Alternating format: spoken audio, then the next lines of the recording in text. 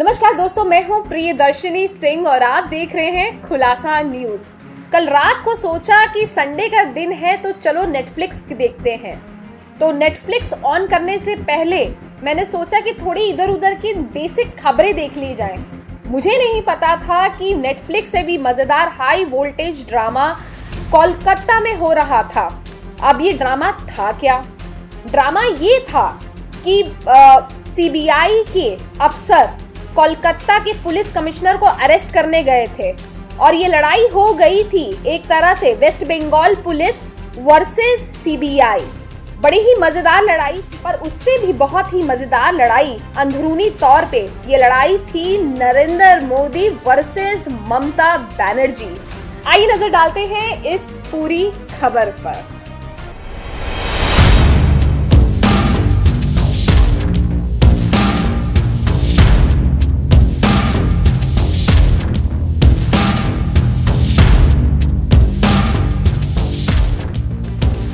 तो ये मामला है Saradha group chit fund scam का।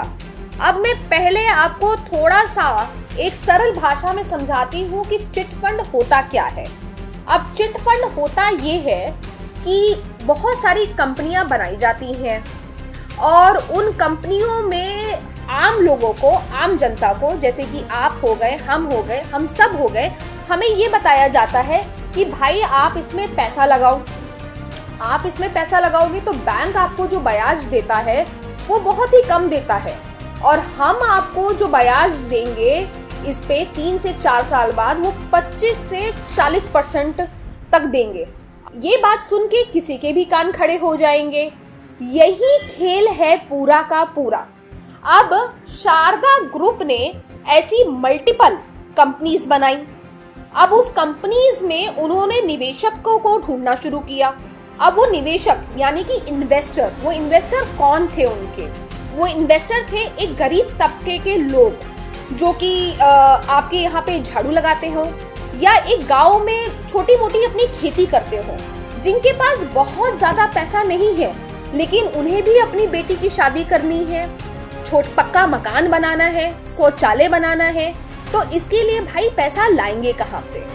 तो शारदा ग्रुप ने ऐसे ही लोगों को टारगेट किया और उनके पास अपने सूट बूट के लोगों को भेजा और उनको अपना ये खेल या अपना ये मन लुभावन प्लान बताया।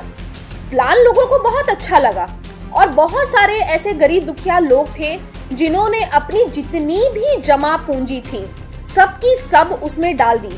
किसी को बेटी की शादी करनी थी तो किसी को बेटे को बाहर पढ़ाने के लिए भेजना था, लेकिन गया कोई नहीं, शादी किसी की नहीं, क्योंकि पैसा मिला ही नहीं है। सारा पैसा अपने पास रख के कंपनी को बैंकरप्ट दिखा के जो भी इसके मेन डायरेक्टर थे वो रफू चक्कर हो गए।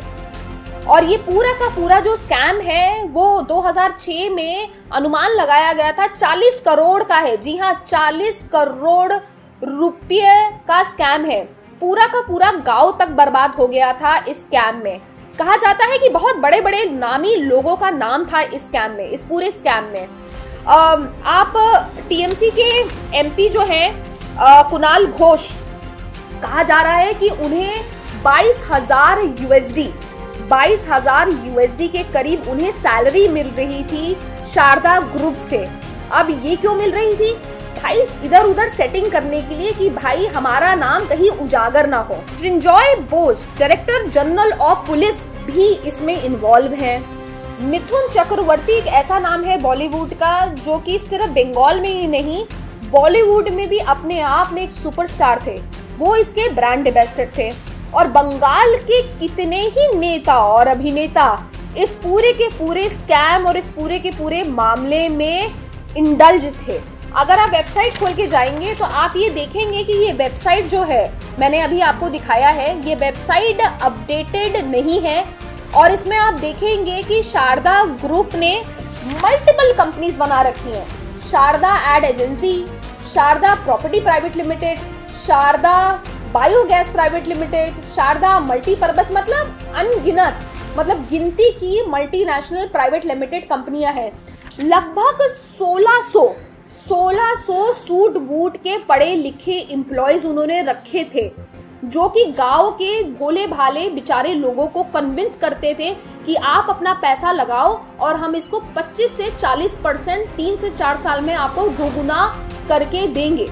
ऐसी स्कीम में ये बेचारे फंस गए। 2013 में सचिन पायलट जब कॉर्पोरेट अफेयर्स मंत्री थे तो उन्होंने लोकसभा में इस बारे में बात भी की थी कि उनके पास शारदा ग्रुप के लिए लगातार कंप्लेन आ रही है। ये भी कहा जा रहा है हमारे सूत्रों से कि शारदा ग्रुप ने बहुत ज्यादा फंडिंग की थी ममता बनर्जी के इलेक्शन में।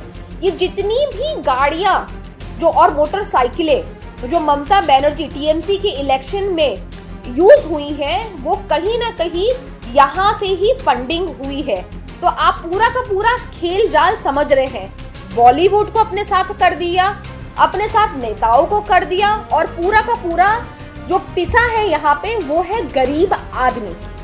अब आते हैं कल के केस पे। अब ये ठंडे बस्ते में बंद हुआ स्कैम अचानक कैसे उजागर हो गया? सीबीआई को अचानक शारदा स्कैम के बारे में कैसे भनक लगी और कैसे वो अचानक एक्टिवेट हो गए? हुआ ये कि ये कहानी शुरुआत होती है मेगा रैली से। ममता बनर्जी की मेगा रैली जिसमें कि 40 लाख लोग आए थे, याद ही होगा आपको। जी हाँ, मैं उसी रैली की बात कर रही हूँ। उस रैली में लोग आए थे, उसको देख के तो डेफिनेटली मोदी जी को कुछ खास अच्छा तो लगा नहीं था। उसके बाद मोदी जी की रैली हुई कलकत्ता में तो ममता दीदी को अच्छा नहीं लगा और उसके बाद योगी जी का हेलीकॉप्टर लैंड नहीं होने दिया। तो आप सोच रहे हैं कि पूरा का पूरा पॉलिटिकल मामला है कि तू मेरी काटेगा मैं तेरी काटूंगा। खैर, कौन किसकी काट रहा है इस पे हमारा कोई भी पक्ष नहीं है, लेकिन हम पूरा का पूरा मामला आपको समझाने की कोशिश कर रहे हैं। तो मामला ये है कि सीबीआई वहां पे पहुंची पुलिस कमिश्नर के पास उनको अरेस्ट करने के लिए। अब पुलिस कमिश्नर को क्यों अरेस्ट करने के लिए पहुंची है? क्योंकि सीबीआई को शक है कि उन्होंने शारदा स्कैम से जुड़े हुए सारे पेपर को, सारे दस्तावेजों को जला दिया है या नष्ट कर दिया है। खैर, इस बात पे कितना तथ्य है ये तो हमें नहीं मालूम है, ये तो इन्वेस्टिगेशन के बाद पता लगेगा। लेकिन इसमें सीधे देश के प्रधानमंत्री और बंगाल की मुख्यमंत्री एक दूसरे के आमने सामने हो गए हैं।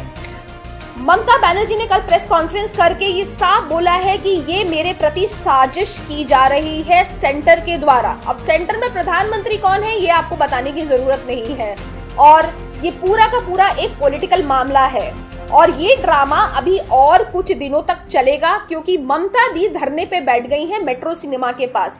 तो अगर आप कलकत्ता में हैं तो थोड़ा सा रोचक अपनी जिंदगी को बनाने के लिए आप जा सकते हैं ममता दीदी से मिलने के लिए। खैर, अगर आपको ये वीडियो अच्छी लगी है तो हमारी इस वीडियो को जरूर लाइक करिएगा, हमारा चैनल जरूर सब्सक्राइब करिएगा, वो लाल बटन दबा के, एकदम फ्री ऑफ कॉस्ट है, ऐसी ही खबरें देंगे आपको। और कृपया इस वीडियो को जरूर शेयर करिएगा क्योंकि भारत में आज भी बहुत सारे ऐसे लोग हैं जिनको चिट फंड के बारे में नहीं मालूम है और ऐसे भी बहुत सारे लोग हैं स्कैमर जो रोज नित नई चिट फंड कंपनियां खोल रहे हैं।